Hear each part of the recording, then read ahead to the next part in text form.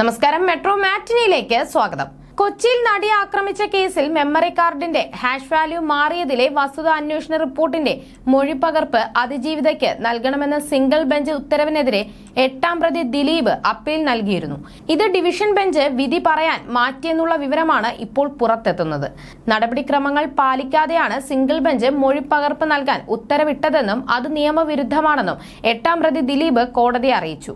തന്റെ എതിർപ്പ് രേഖപ്പെടുത്താതെയാണ് മൊഴിപ്പകർപ്പ് നൽകാൻ ഉത്തരവിട്ടതെന്നും ദിലീപ് കോടതിയിൽ വാദിച്ചു. പ്രധാന ഹർജിക്കൊപ്പമുള്ള അനുബന്ധ ഉത്തരമാണ് സിംഗിൾ ബെഞ്ചിന്റേത് എന്നായിരുന്നു അതിജീവിതയുടെ അഭിഭാഷകന്റെ മറുപടി. കോടതി ഉത്തരവിനെ എതിർക്കാൻ പ്രതിക്ക് എന്ത് അധികാരമാണ് ഉള്ളതെന്നും അതിജീവിതയുടെ അഭിഭാഷകൻ ചോദിച്ചു. പ്രത്യേക ഹർജിയായി പരിഗണിക്കണമോ എന്ന് കാര്യം സിംഗിൾ ബെഞ്ചിന്റെ പരിഗണനയിലുണ്ട്. സിംഗിൾ ബെഞ്ച് അധ്യക്ഷൻ ഇക്കാര്യത്തിൽ ശ്രദ്ധാലുവാണ്. മെയ് 30-ന് ഹർജികളിൽ വാദം കേൾക്കാൻ തീരുമാനിച്ചിട്ടുണ്ടെന്നും അതിജീവിതയുടെ അഭിഭാഷകൻ പറഞ്ഞു. വസ്തുത അന്വേഷണ റിപ്പോർട്ടിന് ആധാരമായ മൊഴിപ്പകർപ്പ് അതിജീവിതയ്ക്ക് നൽകുന്നത് നിയമവിരുദ്ധമെന്നാണ് 8ാം പ്രതി ദിലീപിന്റെ വാദം. മെമ്മറി കാർഡിൽ അന്വേഷണം ആവശ്യപ്പെട്ട് നൽകിയ ഹർജി സിംഗിൾ ബെഞ്ച് തീർപ്പാക്കി. ഇതേ ഹർജിയിൽ പുതിയ ആവശ്യങ്ങളുമായി ഹൈക്കോടതി സിംഗിൾ ബെഞ്ചിനെ സമീപിക്കാനാവില്ല. തീർപ്പാക്കിയ ഹർജിയിൽ പുതിയ ഉത്തരവിറക്കിയത് നടപടിക്രമങ്ങൾക്ക് വിരുദ്ധമാണ് എന്നുമാണ് 8ാം പ്രതി ദിലീപിന്റെ വാദം. അതിനിടെ അതിജീവിതയെ പിന്തുണച്ച് വനിതാ സാംസ്കാരിക പ്രവർത്തകർ രംഗത്ത് വന്നു. മെമ്മറി കാർഡിലെ നിയമവിരുദ്ധ പരിശോധനയിൽ ശക്തമായ നിയമ നടപടി വേണമെന്ന് വനിതാ സാംസ്കാരിക പ്രവർത്തകർ ആവശ്യപ്പെട്ടു. വേലി തന്നെ വിളവ് തിന്നുന്ന സ്ഥിതിയാണ്. നീതിയുടെ പക്ഷത്ത് നിലകൊള്ളേണ്ടവർ പ്രതിക്ക് അനുകൂലമായി നിൽക്കുന്നു. കേസ് അട്ടിമറിക്കാൻ കൂട്ടുനിൽക്കുന്നത് ഗുരുതര കുറ്റകൃത്യമാണ്. കോടതികൾ നീതിയുടെ പക്ഷത്താണെന്ന് ഉറപ്പിക്കാൻ കേസ് രജിസ്റ്റർ ചെയ്ത അന്വേഷണം നടത്തണമെന്നും വനിതാ സാംസ്കാരിക പ്രവർത്തകർ ആവശ്യപ്പെട്ടു. വസ്തുത അന്വേഷണ റിപ്പോർട്ട് രഹസ്യരേഖയല്ലെന്നായിരുന്നു നേരത്തെ സിംഗിൾ ബെഞ്ചിന്റെ പരാമർശം.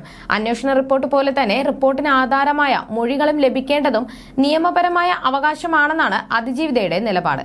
മെമ്മറി കാർഡ് കോടതിയുടെ കസ്റ്റഡിയിലിരിക്കെ പരിശോധിച്ചതിനെ എതിർക്കാൻ 8ാം പ്രതി ദിലീപിന് അവകാശമില്ല. മെമ്മറി കാർഡ് പരിശോധിച്ച സംഭവത്തിലെ നടപടിക്രമങ്ങളിൽ 8ാം പ്രതി കക്ഷിയല്ല. ഈ സാഹചര്യത്തിൽ അന്വേഷണ റിപ്പോർട്ടോ മൊഴിപ്പകർപ്പോ ലഭിക്കുന്നതിനെ ദിലീപിന് എതിർക്കാനാവില്ലെന്നുമാണ് അതിജീവിതയുടെ വാദം.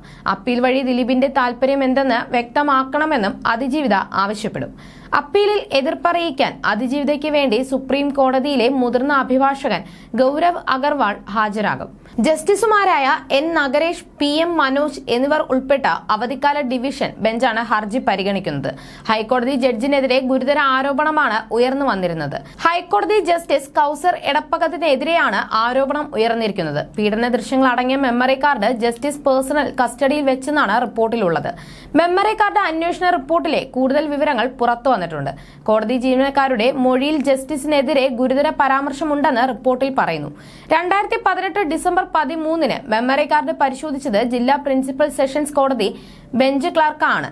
Bench clerk Mahesh Mohan memory card പരിശോധിച്ചത് നിയമവിരുദ്ധമായാണ്. രാത്രി 10:58-നാണ് മഹേഷ് മോഹൻ മെമ്മറി കാർഡ് പരിശോധിച്ചതെന്നും റിപ്പോർട്ടിലുണ്ട്. മെമ്മറി കാർഡ് ഉപയോഗിച്ച വിവോ ഫോൺ ശിരസ്തദാറിന്റേതാണെന്നും അന്വേഷണ റിപ്പോർട്ട് പറയുന്നു. ശിരസ്തദാർ താജുദ്ദീന്റെ ഫോണിലാണ് പീഡന ദൃശ്യങ്ങൾ കണ്ടതെന്നാണ് റിപ്പോർട്ടിലുള്ളത്. വിചാരണ കോടതിയിൽ മെമ്മറി കാർഡ് ഉപയോഗിച്ചത് ശിരസ്തദാറിന്റെ ഫോണിലാണെന്നും റിപ്പോർട്ടിലുണ്ട്. You're watching me on metromatney.com. metromatney.com. metromatney.com. Subscribe for more videos. Subscribe for more videos. Subscribe here for more videos. Subscribe now. Thank you.